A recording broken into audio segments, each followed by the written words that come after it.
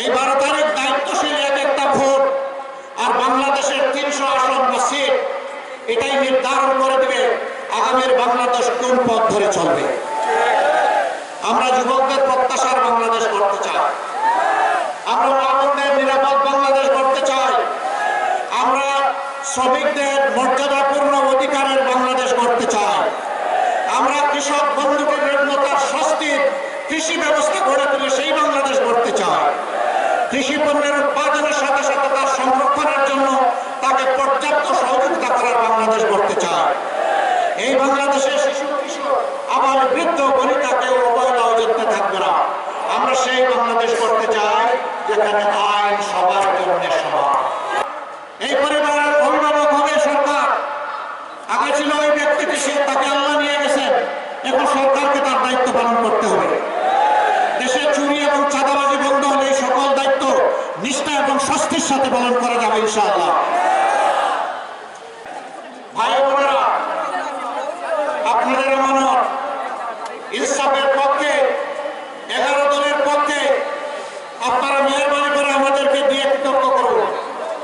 দফায় দফায় বহু দলকে নেতাকে আপনারা সুযোগ দিয়েছেন, পরীক্ষা করেছেন, জাতিকে যা দেবার তারা দিয়ে ফেলেছেন, আর এখন কে কি দিচ্ছেন সেটাও আপনারা দেখতে পাচ্ছেন।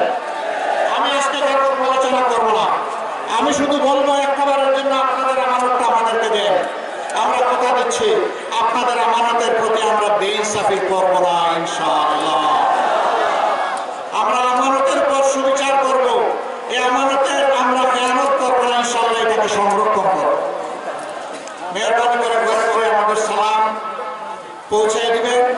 দুয়ার দরখাস্ত এখন থেকে 12 তারিখ ভোট দিয়ে নিয়ে নিজের হিসাব নিয়ে ফিরবেন ইনশাআল্লাহ। আল্লাহ তাআলা সারা বাংলাদেশে যে গণজোয়ার তৈরি করে দিয়েছেন, আপনারা ভাবতে পারেন এটা বোধহয় কুমার না। টেকনাফ থেকে তেতুলিয়া, রূপসা থেকে পাটুরিয়া, সব জায়গায় এখন একই চিত্র। আলহামদুলিল্লাহ, সমস্ত মানুষ পরিবর্তন চায়, নতুন বাংলাদেশ চায়।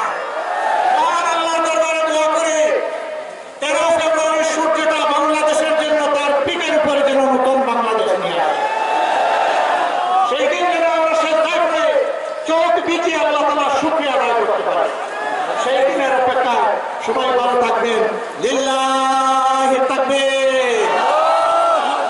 আমাদের এখানে বিপুল সংখ্যক চা শ্রমিক ভাই বোনেরা আছেন, তাদের প্রতি দৃঢ় পরিতজ্ঞ। আমি যেখানেই যাই তাদেরকে আমি ভুলি না, কারণ চায়ের রাজধানী মৌলভীবাজার আমার জন্য। আমি তাদের ভুলে গেলে আমার নিজেকেই ভুলার সামিল হয়ে যাবে।